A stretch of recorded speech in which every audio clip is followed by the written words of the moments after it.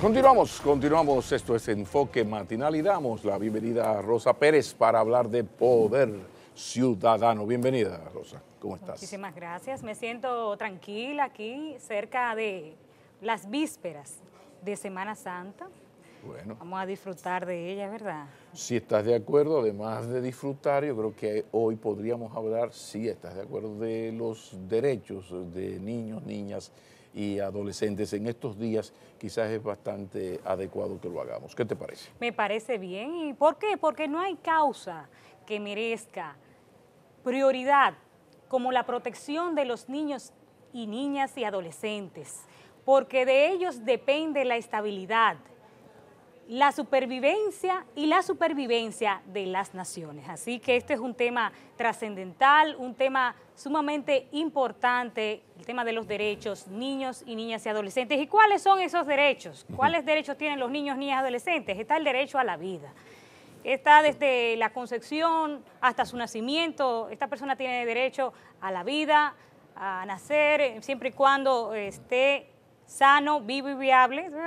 Hay un tema de la concepción, del derecho a la vida, pero ¿qué otros derechos tiene? El derecho a la integridad personal. Tiene también derecho al no abuso y a que sea denunciado el abuso. La ley, el Código del Menor dice claramente que las personas, los directores de escuelas, tanto los funcionarios, en caso de que un niño presente violencia, presente abuso, tiene que denunciarlo y esto tiene sanciones.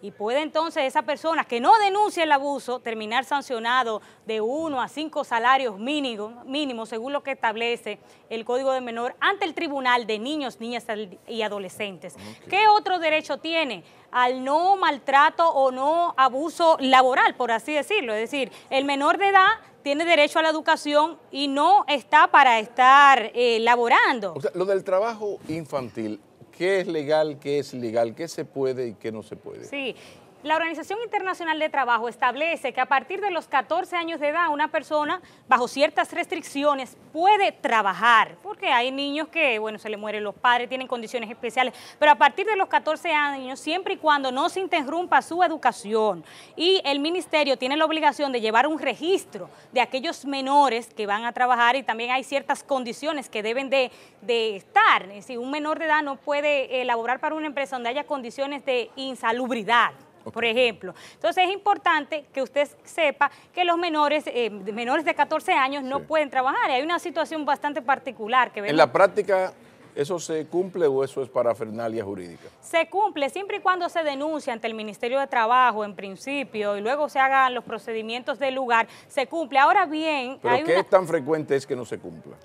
Es bastante frecuente porque vemos unos niños en las calles de la Churchill, de la Lincoln, en el Distrito Nacional, lo vemos con frecuencia trabajando, limpiando vidrios. Entonces, hubo una ocasión que el Ministerio de Trabajo también tomó medidas y los tomó y los designó a sus familias. Eso hubo una ocasión, pero lo vemos todavía con frecuencia y eso es responsabilidad del padre y la madre y pueden ser denunciados ante el Tribunal de Niños, Niñas y Adolescentes. Pero es una situación sumamente complicada porque tú lo sacas de la calle, lo llevas a la casa, pero el padre ni existe, la mamá no trabaja, el padre o no trabaja o no está nunca. Entonces, bueno, ¿qué hago? Porque preso no lo voy a meter al niño, pero si se lo dejo a la madre el muchachito va a buscar el dinero. O sea, ¿qué, desde el punto de vista jurídico de las leyes, qué puede hacer el Estado para enfrentar esto? Porque incluso hay dramas donde son los propios padres que envían a los niños a esto. Sí. Y sigue pasando y uno no ve una acción. Se dice que el Estado tiene que obligatoriamente tomar políticas, hacer políticas para que esto no suceda con frecuencia, pero también hay un problema ya familiar, porque cuando el núcleo familiar, los padres son que envían a sus hijos a las calles para que laboren, tenemos una situación ahí delicada, porque no hay control y por más que el Estado recoja a los niños, los asignen y hasta sancione a los padres, una alternativa es sancionar a los padres y presentar esas sanciones al público para que entonces los padres tomen conciencia, mire, me sancionaron, pero entonces también está de que si lo enviamos vamos a prisión, a la cárcel, al padre, ¿cómo ese niño se va a sostener? Porque también tiene derecho a la supervivencia, tiene también derecho a él convivir con sus padres, que ese es otro tema bastante interesante, el tema de la convivencia, porque cuando hay problemas entre padre y madre, que hay un divorcio y se presenta, entonces muchas veces la madre o el padre no quiere que sostenga una relación saludable con el otro padre. Entonces tenemos ahí que es obligación, es un derecho que tiene ese niño a convivir con ambos, porque para su desarrollo psíquico integral necesita de la convivencia de ambos padres. Sí, ¿cómo se puede hacer eso en la práctica? Hay un problema de divorcio, el papá o la mamá utiliza al niño como manera de penalizar y jorobarle la existencia al otro, a la otra. ¿Cómo se manejan esas cosas? Sí. ¿Qué se puede hacer? Porque el afectado, la madre, el padre, ¿cuáles alternativas tiene? Sí, La ley tiene ¿qué le dice? alternativas. De hecho, tengo experiencia porque viví por un tiempo, mientras laboraba en el Tribunal de Niños, Niñas y Adolescentes, los procedimientos de cómo agotarlos. Entonces, primero hay un proceso de conciliación, donde se lleva a ese padre, a la madre, a ese espacio donde la fiscal le dice, mire, tiene derecho a convivir, usted puede tener la guarda, pero a su padre hay que establecerle un régimen de visitas para que él pueda convivir de manera sana con el niño. Entonces, si no se llega a un proceso de conciliación que puede agotar 2 o 3 citas, entonces se va al Tribunal de Niños, Niñas y Adolescentes, se apodera, la parte afectada lo apodera, para que entonces el juez decida qué días él va a poder visitarlos.